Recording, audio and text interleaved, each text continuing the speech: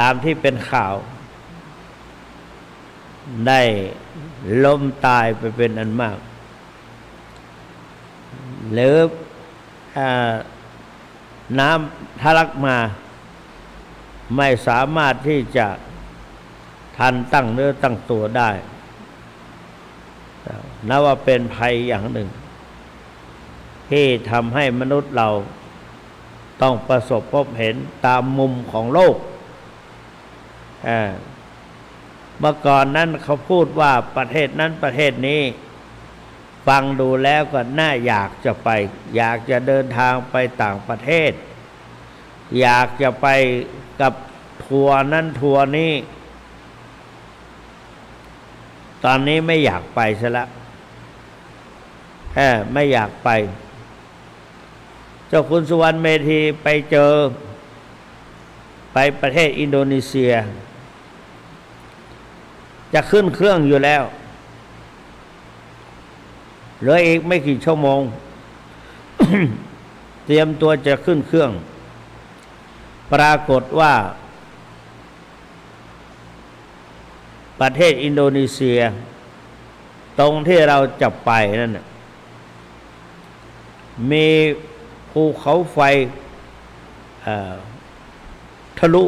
พุมีควันพุ่งขึ้นมาแล้วก็มีเศษเขม่า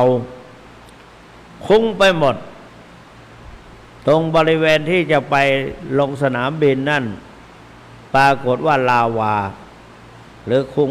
เขม่าคุ้งเต็มไปหมดเครื่องบินบินไม่ได้เครื่องบินบินไม่ได้แต่ไม่รู้ว่าวันเวลาจะอาการจะเป็นอย่างไรต้องเดินทางกลับจากกรุงเทพกับเชียงใหม่บอกว่าจะไปต่างประเทศไปประเทศอินโดนีเซียเมื่อ2 วันก่อนไปกันอย่างสนุกสนานคึกครื้นแต่พอไม่อีกเมื่อ2 วันที่ผ่านมาแล้วมาถึงปัจจุบันกลับมาทำให้เขาแปลกใจกันว่าไปประเทศอินโดนีเซียทำไมกลับไปก็บอกเขาไปว่าภูเขาไฟครุเลยเขาเรียกอะไรจะระเบิดจะพุ่งออกมาเครื่องบินไม่ไปสนามบินไม่ไปเราไปถึงเฉพาะที่โรงแรมของสนามบินที่เขาให้เช่าให้เราพักไว้แล้วก็จะออกเดินทางทัวร์ของเราเช่าให้จะเป็นต้องกลับไปอีกทีหนึ่งก็มีอาการต่างๆเหมือนกันที่ไม่น่าไว้ใจถึงจะได้ไปแล้วก็ไม่น่าจะปลอดภัยพอมาอีกระยะหนึ่งไปประเทศญี่ปุ่นเอาแล้วตอนที่สึนามิเกิดขึ้นประเทศญี่ปุ่นเมื่อไม่กี่ปีผ่านมาเนี่ยตอนนั้นพระเดชพระคุณหลวงพ่อเจ้าคุณพระเทพปริยัติดูเหมือนว่าเป็นเจ้าคณะจังหวัดใหม่ๆหรือว่าเป็นรองเจ้าคณะจังหวัดนี่แหละเจ้าคุณสุวรรณเมธีไปด้วยปรากฏว่าเราไปที่เกาะฟูจิอีก2 เกาะเราไม่ไป2 เกาะนั้นเรียบราบเรียบเป็นสึนามิเกิดขึ้นในขณะที่เราอยู่เกาะฟูจิในตอนบ่ายคล้อยเมื่อเราเดินทางไปถึงแต่ว่าในขณะที่เรากำลังอยู่ที่สนามบินเชียงใหม่ก็ในกรุงเทพมันก็ตามของประเทศไทยก็แล้วกันเราก็ไม่มีใครบอกหัวของเราก็ไม่มีใครบอกเราก็ไปกันพอไปถึงแล้วมันก็แปลก ประชาชนเขาก็มองเราแปลกๆเพราะว่าอีก2 เกาะสึนามิเกิดขึ้นเรียบราบเรียบเป็นหน้ากลองแต่เรายังมีสนุกสนานมาเที่ยวไปขึ้นที่เกาะฟูจิแล้วก็ไปเที่ยวไม่กี่ที่หรอกก็ไม่สนุกเกาะที่เราตั้งใจจะไปที่โฟกัสที่เราจะไปปรากฏว่าเรียบราบเรียบแล้วก็เขาก็ไม่ให้เข้าไปด้วยเจ้าหน้าที่ของประเทศญี่ปุ่นก็ไม่ให้เข้าไปแต่คืนนั้นที่เราไปถึงafter shock แรงหลายครั้งพัดลมบนตู้บนโต๊ะต่างเคลื่อนโคมไฟพัดกันอย่างกับเราไปเขย่ามันเองเตียงต่างขึ้นนอนไม่ได้โยกไปหมดหน้าต่างโยกดังเอ็ดอัดฉะนั้นเราเห็นแม้แต่ที่อาบน้ำประเทศญี่ปุ่นเขามีอ่างอาบน้ำเราไม่กล้าลงเพราะว่ามันโยกมันหมุนไม่ใช่ไปโยกมันโยกไปโยกมาเนี่ยก็ทำให้เราตกอกตกใจนี่ก็คือทำให้เราตื่นตระหนกกลัวตายกลัวเจ็บกลัวป่วยกลัวได้รับอุบัติเหตุว่างั้นเถอะนี่แหละแต่แท้ที่จริงอันตรายแห่งชีวิตเนี่ยมีอยู่ทุกวินาทีแล้วก็มีอยู่ทุกหนทุกแห่งเราไม่ต้องไปไหนก็ได้ภัยธรรมชาตินั้นก็จะเกิดขึ้นกับเราทั้งที่มองเห็นทั้งที่สัมผัสและไม่ได้สัมผัสสิ่งเหล่านี้มันก็มีอยู่ในรอบๆตัวเรา แต่มันไม่มีอาการไม่มีอาการเพราะฉะนั้นพระสัมมาสัมพุทธเจ้าจึงตรัสว่าชีวิตมีความตายเป็นที่สุดจึงให้เราได้พิจารณาสิ่งที่จะเกิดขึ้นกับเราจึงทำให้เรามีสติให้พิจารณาเรียกว่าอภินหปัจจเวกพิจารณาทุกวันทุกลมหายใจว่าเรามีความแก่เป็นธรรมดาชาลังอนัตติโตไม่สามารถจะล่วงพ้นความแก่ไปได้พยาธิธัมโมหิเรามีความเจ็บไข้เป็นธรรมดาพยาธิงอนัตติโตไม่สามารถจะล่วงพ้นความเจ็บไข้ไปได้มรณะธัมโมหิเรามีความตายเป็นธรรมดามรณังอนัตติโตไม่สามารถจะล่วงพ้นความตายไปได้สัพเพหิเมปิเยหิมนาเปหินาภาโววินาภาโวเราจะต้องมีอาการต่างๆคือจะต้องพลัดพรากจากของรักของชอบใจทั้งหลายทั้งปวงทั้งหมดนี้กรรมสกุมหิเพราะเรามีกรรมเป็นของตนกรรมทายาโทเป็นผู้รับผลของกรรมกรรมพันธุเป็นผู้มีกรรมเป็นกำเนิดกรรมพันธุเราเป็นผู้มีกรรมเป็นเผ่าพันธุ์กรรมปฏิสารโนเป็นเท่ากรรมมีที่พึ่งอาศัย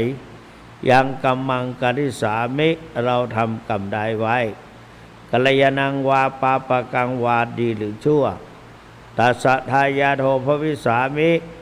จากเป็นผู้รับผลของกรรมนั้น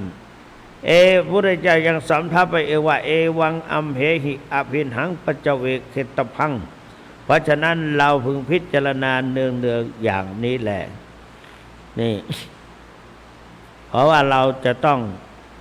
ไม่ให้เกิดความประมาทให้มีความตื่นตัวตื่นใจบำเพ็ญสิ่งที่เป็นประโยชน์ให้แก่ตนเองให้มากที่สุดให้เป็นประโยชน์ คือประโยชน์ในปัจจุบันและก็ประโยชน์ในอนาคตนะประโยชน์และก็ประโยชน์สูงสุดคือพระนิพพานนิพพานังปรมังสุขังพระนิพพานเป็นสุขอย่างยิ่งฉะนั้นเราไม่ให้ประมาทไม่ให้ติดอยู่ในความสุขความอะไรเกิดขึ้นในปัจจุบันให้เรามาพิจารณาถึงนี่ท่านสาธุชนทั้งหลายที่พูดออกมานี่หลายคนหลายท่านคิดว่าท่านจะพูดเรื่องอะไรมีจุดมุ่งหมายเป้าหมายตรงไหนนั่นดิเป็นอะไรเป็นเหตุอะไรเป็นปัจจัยให้พูดออกมาในทำนองนี้บอกให้ก็ได้ก็ระยะนี้บรรยากาศฝนตกตลอดเวลาฝนตกตลอดเวลาอากาศบนท้องฟ้ามืดครึ้มแสดงอาการต่างๆเมื่อวันก่อนทำวัดเช้าเสร็จตามปกติเจ้าคุณพอมาถึงกุฏิก็จะรดน้ำต้นไม้พระอุปถากคือท่านมีรถกอล์ฟ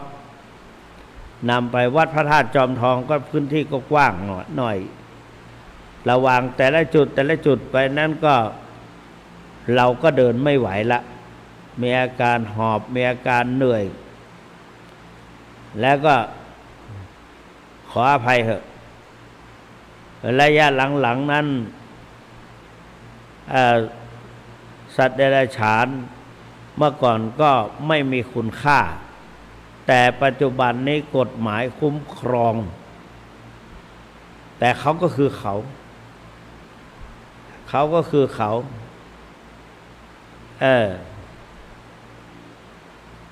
ไม่รู้สั่งสมอารมณ์อะไรมาเนี่ยก็ไว้ใจไม่ได้จะกัดมาสุนัขก็จะกัดเวลาไปทำวัดทำวาอะไรต่างก็เห็นผ้าเหลืองเราสถานที่นี้เป็นของเราซึ่งเรารู้กันอยู่ว่าตอนนี้ท่านเจ้าคุณเป็นเจ้าอาวาสนะทุกสิ่งทุกอย่างแต่สุนัขเขาไม่ได้บอกว่าเป็นของเราเขาจะหวงไม่อยากให้เราเข้าไปแถวนั้นทำดีทำท่าจะไล่กัดก็ไม่ปลอดภัยเสียแล้วเราจะไปทำวัดไม่ปลอดภัยเสียแล้วเขาก็เลยมีผู้อย่างหนึ่งเลือดลมในร่างกายเราก็ไม่เหมือนเมื่อก่อนเราหลับไม่เพียงพอบ้างฉันอาหารไม่ถูกกับโรคลมในตัวเราบ้างหรือสสารอะไรต่างๆไปตกค้างในร่างกายเรามานานสั่งสมมาก็ทำให้มีโรคภัยไข้เจ็บเกิดขึ้นในตัวมากมายนั่งอยู่อย่างนี้พยาธิคือความเจ็บไข้ได้ป่วยก็เผาผลาญในร่างกายของเราแต่เราไม่แสดงอาการอะไรออกมาว่าเราได้ฝึกฝนจากการศึกษาธรรมะแล้วก็นำมาใช้เราจึงไม่ค่อยแสดงพอไม่แสดงแล้วก็เราก็พิจารณาใคร่ควรพระเจ้าสอนว่าเอาวิกฤตเป็นโอกาสเอาอาพาธมาเป็นอุปกรณ์สอนจิตสอนใจทำให้จิตของเรามีงานทำหลวงปู่ทองให้แนะนำอะไรเกิดขึ้นให้กำหนดหลวงพ่อโชดกพระธรรมธีรราชมหามณีก็บอกว่าวิปัสสนาต้องกำหนดถ้ากำหนดสิ่งที่เกิดขึ้นตั้งอยู่ดับไปเรารู้สภาวะธรรมที่เกิดขึ้นตลอดนี่แหละชื่อว่าเป็นวิปัสสนาครูบาพระพุทธบาทตากผ้าบอกว่า วิปัสสนาคือความรู้แจ้งเห็นจริงในรูปนามหรือในขันธ์ห้าเนี่ยในขันธ์ห้าในร่างกายเป็นไปตามกฎของธรรมชาติคือเป็นอนิจจังทุกขังอนัตตาเรากำหนดพิจารณาเราเห็นความเกิดดับของรูปนามโดยตลอดคือเป็นไปรูปนามตกเป็นไปตามกฎของธรรมชาติคือความเป็นอนิจจังทุกขังอนัตตาสภาวะธรรมทุกอย่างเป็นอนิจจังไม่เที่ยงแน่ไม่เที่ยงแท้แน่นอนสองทุกขังไม่อยู่ในสภาพเดิมต้องเปลี่ยนแปลงสามเป็นอนัตตาไม่ได้อยู่ในบังคับของเราเพราะฉะนั้นในอนัตตลักษณสูตรพระพุทธเจ้าจึงตรัสว่ารูปังภิกขเวอนัตตา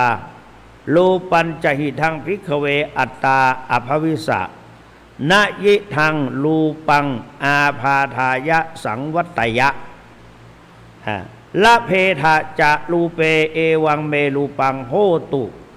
เอวังเมรูปังมาอโหสีติโยมไม่ได้ภาษาบาลีหลายท่านไม่ได้ท่องบทสวดอนัตตลักษณสูตรหรือท่องแล้วแปลไม่ได้พอระยะหลังๆนี่ที่เจ้าคุณสุวรรณได้นำเอาบทนี้มาดูและมาท่องดูเพราะแปลได้เนี่ยเพราะว่าอยากจะทดลองว่าครูบาอาจารย์ส่งเรามาเรียนตั้งแต่ปีพุทธศักราช 2515 เป็นต้นมาตอนนี้พ.ศ. 2565เราเรียนได้หลายปีนะเนี่ยหลายปีจริงๆหลายสิบปีด้วยจะ50 ปีมั้งนะนี่แหละเรียนมากกว่าที่ไม่ได้เรียนจะแปลได้ไหมก็ปรากฏว่าพอแปลได้พระพุทธเจ้าว่ารูปังภิกขเวอนัตตาภิกขเวดูก่อนภิกษุทั้งหลายรูปไม่ใช่ตัวไม่ใช่ตนไม่ใช่ตัวตนรูปัญจหิทังภิกขเวอัตตาอภวิสสะถ้าว่ารูปร่างตัวตนของเรานี้จะพึงเป็นตัวตนแล้วไซฟังดูนะนี่มาแปลด้วยกันโยมเชียร์อาตมาเลยนะว่าอาตมาจะแปลได้ตลอดไหมนะเพราะว่าจุดที่จะออกมาพูดในเรื่องนี้ยังไม่ได้พูดให้ฟังว่าอะไรเป็นเหตุเป็นปัจจัยให้ได้พูดเรื่องนี้ตอนนี้แหละกฎธรรมชาตินี่แหละพูดให้ฟังซะก่อนได้จะลืมฝนตกตั้งแต่ไหนไม่รู้เผลอหลับไปหน่อยเพราะฝนตกมองดูแล้วจะไม่กล้าส่งน้ำเพราะว่ามันมีนั่นปีหนึ่งพระมหาสงัดคนอำเภอจอมทองนี่แหละเป็นเนนเป็นเด็กอยู่ที่จอมทองบวชเนนก็อยู่ที่อำเภอจอมทองไปศึกษาต่อที่ดอยสัพพัญญูแม่วางและก็สาขาเดียวกันกับวัดพระธาตุดอยสุเทพราชวรวิหารท่านหลวงพ่อก็รักเอ็นดูเมตตาโดยมอบให้ท่านพระมหาอุทัยปัจจุบันนี้ก็เป็นพระครูสุตตกิจจพิรมท่านก็รักพระเนนนั้นเนนก็รักพระท่านจนชนิดที่ว่าไม่ยอมแตกจากท่านไปไหนอยู่กับท่านอย่างน้อยก็ได้ศึกษาทั้งบาลีเป็นพระมหาปรริญญาถ้าไม่4 ประโยคก็5 ประโยคนี่แหละก็วิ่งไปวิ่งมาอยู่ในวัดพอดีพระภิกษุสามเณร3 จังหวัดไปอยู่รวมกันไปตั้งศูนย์การศึกษาภาษาบาลี เพื่อทำลงพุทธศาสตร์โดยจุดประกายจากพระครูอาทรสุวรรณโมลีปัจจุบันนี้ก็คือเจ้าคุณพระสุวรรณเมธีเนี่ยเราไปรวมกันอยู่ที่นั่นปรากฏว่าวันนั้นฝนตกเห็นไหมวันที่ท่านมหาสงัดมรณภาพนะฝนตกอากาศก็อบอ้าวท่านมหาก็บ่ายคล้อยมาแล้วนี่ก็อยากจะส่งน้ำชำระเหงื่อใครเช่นเดียวก็ได้เจ้าคุณวันเนี้ยหนืดเหนียวไปแล้วบอกว่าเราก็มองเห็นถ้าหากว่าประพฤติปฏิบัติกรรมฐานอยู่ในระยะอธิษฐานมันเหมาะนะบรรยากาศเช่นนี้เหมาะแก่ความเห็นความรำคาญความไม่สวยไม่งามมองเห็นร่างกายเป็นของสกปรกมองเห็นร่างกายเป็นสิ่งปฏิกูลเป็นสิ่งสกปรกไม่น่าอภิรมย์ชมชื่นไม่น่าสัมผัส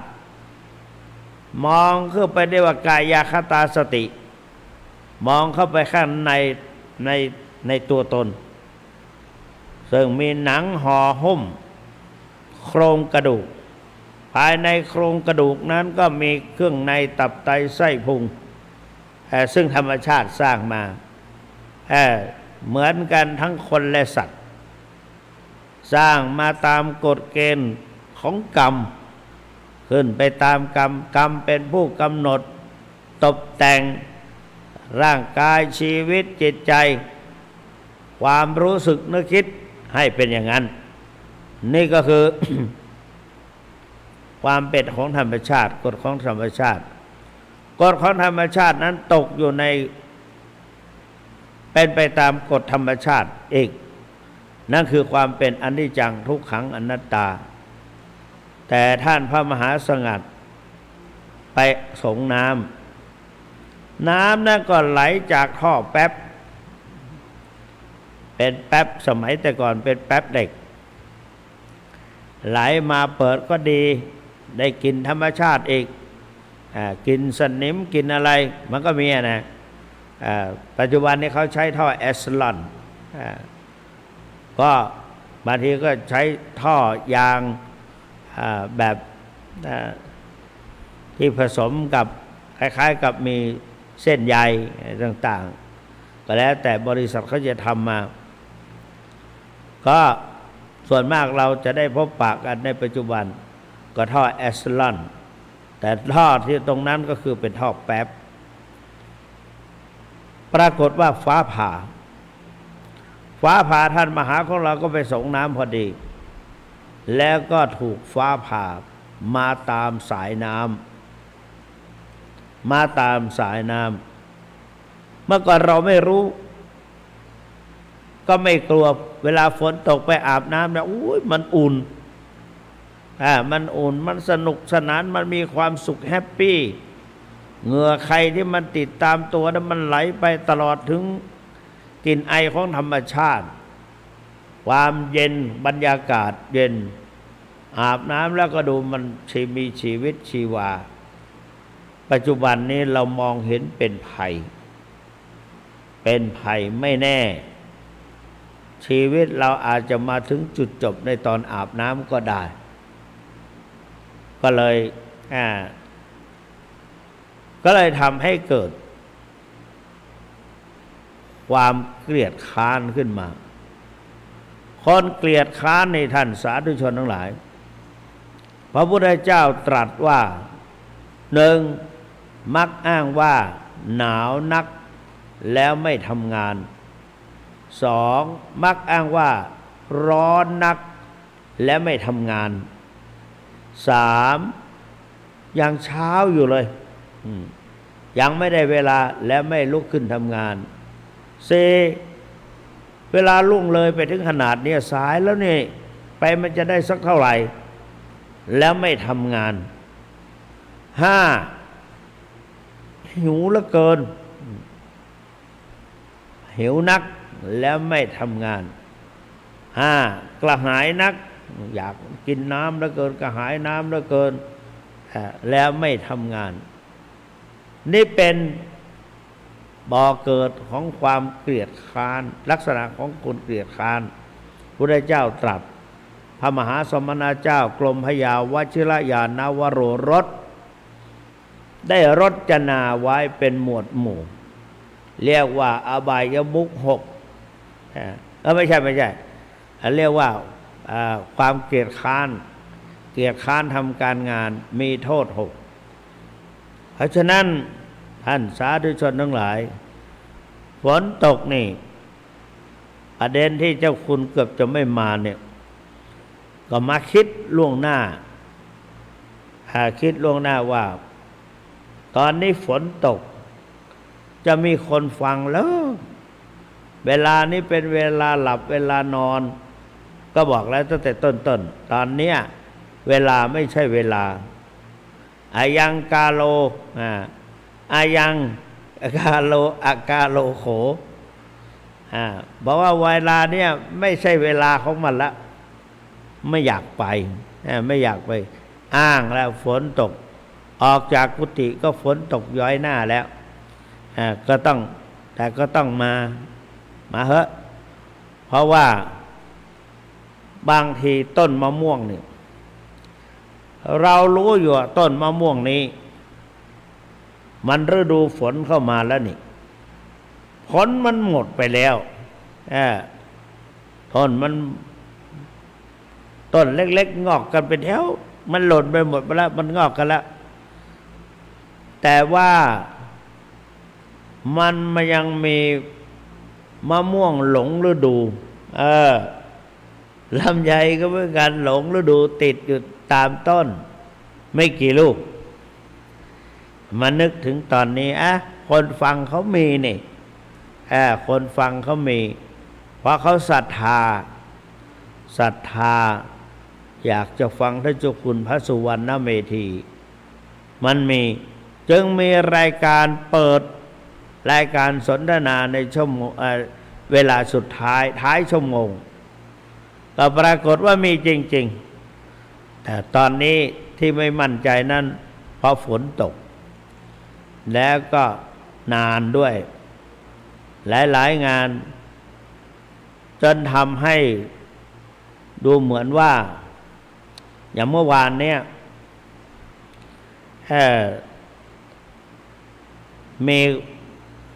มีการตายลงไปการตายเกิดขึ้นโน่นสันกำแพงบ้านเกิดของท่านเจ้าคุณอายุ70เท่าไหร่ 72 74แต่ทำนองเนี้ยใกล้ๆกันเนี้ยแต่เลย70ไปแล้วแก่กว่าเจ้าคุณสุวรรณเขาก็เป็นคนดีมีความร่วมมือร่วมใจให้เกียรติแก่ในสังคมที่เขาอยู่แต่เมื่อวานนี้เขาตายไปแล้วเมื่อวานนี้เป็นงานจะทำบุญวันสุดท้ายจะชาปนกิจ9 โมงจะ10 โมงแล้วปรากฏว่าฝนตกหนักด้วยชนิดที่เทกระจาดเลยนะเจ้าคุณก็เลยโทรไปในคนในรุ่นราวเขาเดียวกับเขาแล้วก็อยู่ในหมู่บ้านเดียวกันอยากจะถามว่าคนนั้นเขาไปไหมเขาก็บอกเขาไม่ได้บอกว่าจะไปหรือไม่ไปเราก็ไม่ถามว่าเราอยู่ไหนไม่ไปแล้วอย่างไงเขาก็บอกว่าไม่ได้ยินชัดหูไม่ดีใช่ไหมหูไม่ค่อยได้ยินนะเราก็จะนำเอาธรรมะไปให้ว่าไม่ได้ยินใช่ไหมจะถามเขาบอกฝนตกหนักจริงๆตกตั้งแต่เช้ามาได้7 โมงแล้วน่ะป่านนี้ยังไม่เสร็จเลยแล้วก็มันมีสังกะสีที่บ้านเขาก็บอกท่านเจ้าคุณพูดมาได้ยินบ้างไม่ได้ยินบ้างเราก็เลยว่าพยันตรายจะเข้ามาแล้วมันนึกถึงตนเองพูด แม่ชีอุไรโทรหาคนแม่ฮ่องสอนเป็นลูกศิษย์หลวงปู่ทองก็โทรหาเราได้ แล้วก็ดูว่าเราเป็นคนกันเอง ไม่ถือเนื้อถือตัว ในขณะนั้นเราก็นั่งอยู่บนรถมืดครึ้มเมฆฟ้าร้องคำรามถนนจากดอยหล่อมาจอมทองเราก็รับหน่อยไม่เป็นไรคุยกับแม่ชีบอกแม่ชีเขาก็ไม่รู้นี่นะเขาไม่ผิดเขาอยู่ที่แม่ฮ่องสอนเขาจะรู้ได้ยังไงว่าบรรยากาศดอยหล่อที่เราอยู่เป็นไงปรากฏว่าฟ้ากำลังคะนองฟ้าร้องฟ้าทำดีทำท่าฝนจะตกเราก็กลัวว่าสื่อโทรศัพท์เนี่ยมือถือเนี่ยกับสื่อฟ้าร้องฟ้าผ่าเนี่ยเพราะมันเคยมีนี่พวกต่างด้าวไทยใหญ่มาทำมาหากินในประเทศไทยเราตามภูมิภาคต่างๆเขาก็ไปหลบไปอยู่ใต้ต้นไปอยู่ใต้เสาไฟฟ้าที่หม้อแปลงไฟอยู่อะไรต่างๆฟ้าก็ร้องคืมยังไม่ตกฟ้าข้อนองเนี่ยเขาก็ใช้โทรศัพท์โทรไปโทรมาปรากฏว่าฟ้าผ่าเอกพี่น้องเขาอีสานเลี้ยงวัวเป็นจำนวนมากแต่เจ้าของวัวนั้นไปต้อนถือโทรศัพท์ไปด้วยฟ้าผ่าลงเปรี้ยงลงถึงแก่ชีวิตทั้งโคทั้งคนตายหมดเราก็รับสื่อศึกษาจากสื่อมาก็ไม่เบาเหมือนกันเราก็บอกแม่ชีอุไรไม่ต้องพูดมากวันนี้ฝนจะตกฟ้าร้องฟ้าผ่าแม่ชีเขาไม่ได้ยินนี่บทเขาจะคุยเขาคุยไม่ยอมหยุดช้ำเราก็เกิดเป็นโทสะเกิดขึ้นก็ที่จริงแม่ชีเขาไม่ผิดนะแต่เราก็ไปยัดความผิดให้เขาทางใจก็เลยปิดเลยปิดเครื่องเลยก็มาขอโทษเขาทีหลังเราแสดงว่าเรากลัวตายเรากลัวอุบัติเหตุฟ้าผ่ามหาสังฆก็เหมือนกันอาบน้ำฟ้าผ่ามาตามเขาเรียกดินน้ำลมไฟมันพึ่งพาอาศัยสื่อไฟฟ้าต่างๆมาหมดไม่ว่าจะเป็นทางหม้อแปลงไฟมาทางน้ำไฟฟ้าที่เขาไปช็อตปลาแล้วเขาก็ตายเพราะไฟฟ้าช็อตไปทางน้ำไฟฟ้ารั่วลงน้ำในแถวนั้นคนเดินไปติดกระแสก็ตายเหมือนกันรับอุบัติเหตุเหมือนกันนี่ก็มากมายเพราะฉะนั้นเรารู้ศึกษาเรารู้ก็เกิดความกลัวห่วงชีวิตของตนเองห่วงชีวิตของตนเองนี่ทุกคนรักชีวิตตนเองอันนี้ก็นยิทางรูปังอาพาทายะสังวัตยะถ้ารูปจะพึงเป็นอัตตาแล้วไซรูปนี้ก็ไม่พึงเป็นไปเพื่ออาพาธก็แสดงว่าเราก็ถ้ามันเป็นตัวของตนเราจริงเราก็จะไม่เจ็บไข้ได้ป่วยเพราะเราไม่ยอมเจ็บไม่เจ็บมันเป็นของเราเราไม่ให้เจ็บเราไม่ให้ป่วยแต่เพราะฉะนั้นรูปนี้เป็นอนัตตาไม่ใช่ตัวตนแต่สมารูปังอาพาทายะสังวัตติรูปนี้จึงเป็นไปเพื่ออาพาธจึงเจ็บไข้ได้ป่วยด้วยโรคภัยไข้เจ็บต่างๆละเพทะจรูเปเอวังเมรูปังโหตุบุคคลเรานะไม่สามารถที่จะต้องการได้ในรูปว่าขอเราจงเป็นอาการเช่นนี้ขอรูปร่างเราจงอยู่สบายๆเช่นนี้อย่าได้เป็นงับแงบเป็นโรคภัยไข้เจ็บเหมือนกับคนที่เขากำลังเจ็บไข้ได้ป่วยเช่นนั้นนี่เอวังเมรูปังโหตุให้เป็นที่นี้เอวังเมรูปังมาอโหสิติอย่าได้เป็นเช่นนั้นเลยเนี่ยนี่แสดงว่าแปลได้หนึ่งประโยคนี่รูปเวทนาก็เหมือนกันนะซึ่งเหล่านี้เป็นอนัตตา อันนั้นท่านสาธุชนทั้งหลายนี่แหละรูปร่างของเราเป็นไปตามกฎของธรรมชาติกฎธรรมชาตินั้นต้องสมดุลกันมีเวลาจะต้องมีเวลาพักผ่อนให้มีเวลาอะไรก็ไม่เกินแม้แต่การขบคานฉันการใช้เวลาอะไรต่างๆพระพุทธเจ้าว่ากาลัญยุตาความเป็นผู้รู้จักการเวลาอันสมควรในการประกอบกิจนั้นๆโภชเนมตัญยุตารู้จักรับประทานอาหารพอประมาณไม่เห็นแก่ความอร่อยหรือไม่เห็นแก่อะไรก็แล้วแต่อย่าทำให้เกินประมาณให้มีสติอยู่กับตัวอันไหนควรบริโภคอันไหนควรใช้อันไหนไม่ควรใช้เนี่ยพระพุทธเจ้าจึงให้รู้ว่ารู้จักเหตุรู้จักผลรู้จักตนรู้จักประมาณรู้จักการเวลารู้จักคนแล้วก็รู้จักสังคมหมู่ชนเมื่อเข้าไปจะต้องทำอย่างนั้นอย่างนี้อย่างนี้เป็นต้นสรุปแล้วก็คือว่าวันนี้เป็นมันเราทราบจากสื่อต่างๆมองเห็นภัยธรรมชาติอยู่รอบตัวเรามองเห็นภัยอันตรายแห่งชีวิตอยู่รอบตัวเราโดยคนอื่นเป็นทำให้เราเห็นและเราก็ให้มีสติอย่าประมาทอันไหนควรไม่ควรแล้วก็อตัญญูตาความเป็นผู้รู้จักตัวตนว่าเรามีเพศมีภาวะจริงแหละตอนนี้อาตมาเป็นพระภิกษุ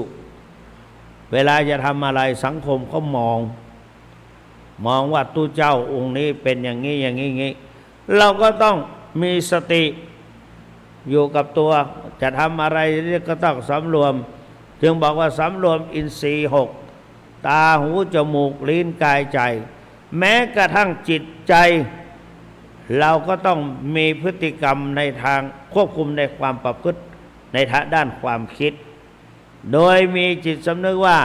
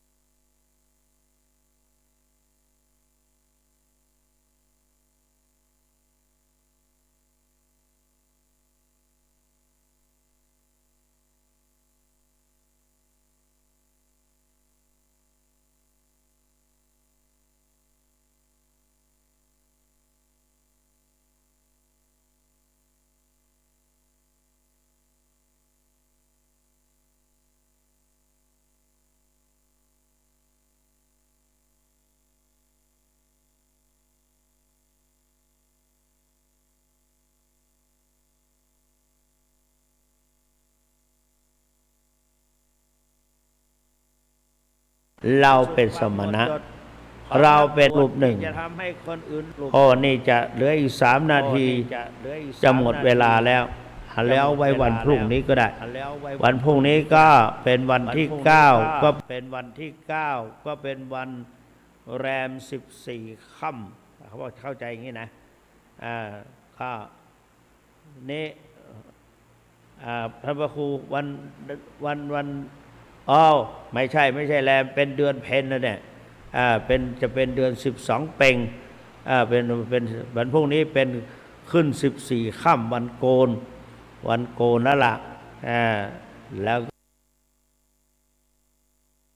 ก็ให้เรามีสติอีกวันหนึ่งก็จะกลางและส่วนกลาง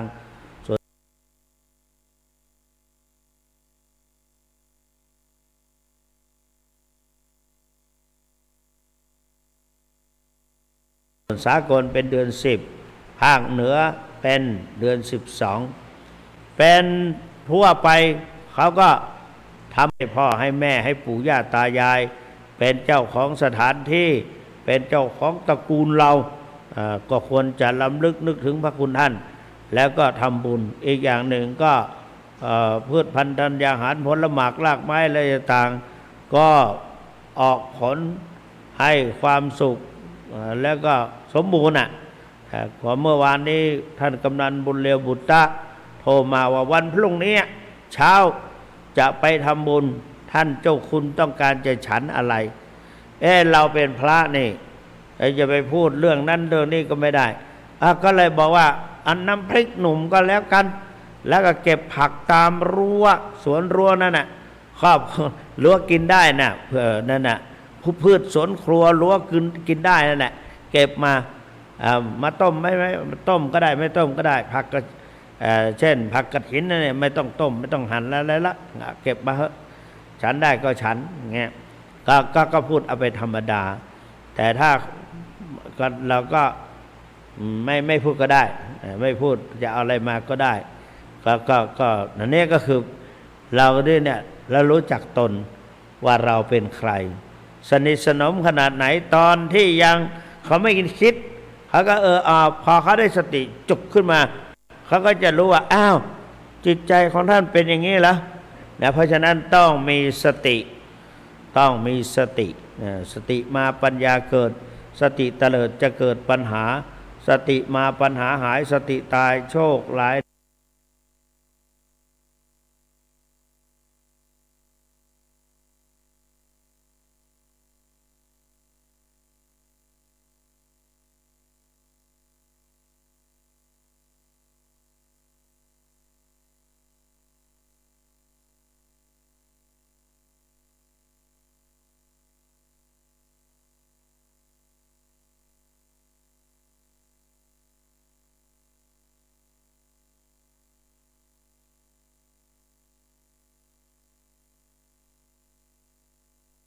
แน่นอนเพราะนั้นต้อง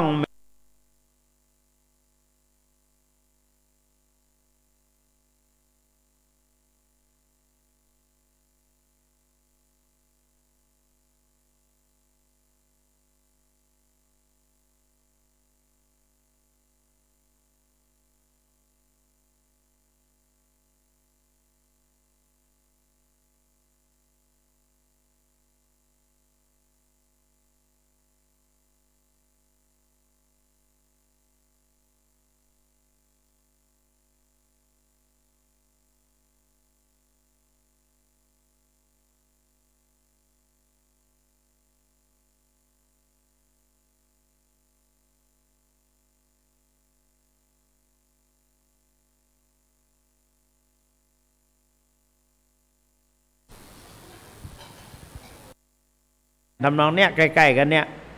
แต่เลย70ไปแล้วแก่กว่าเจ้าคุณสุวรรณเขาก็เป็นคนดีมีความ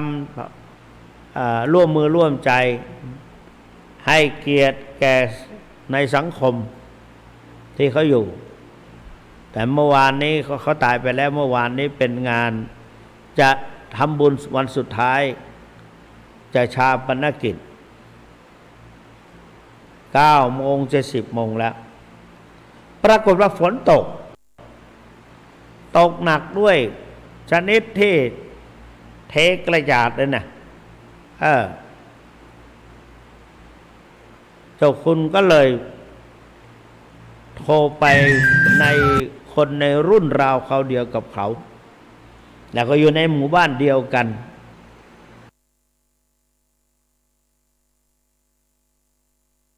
อยากจะถามว่าคนนั้นเขาไปไหมเขาก็บอกเขาไม่ได้บอก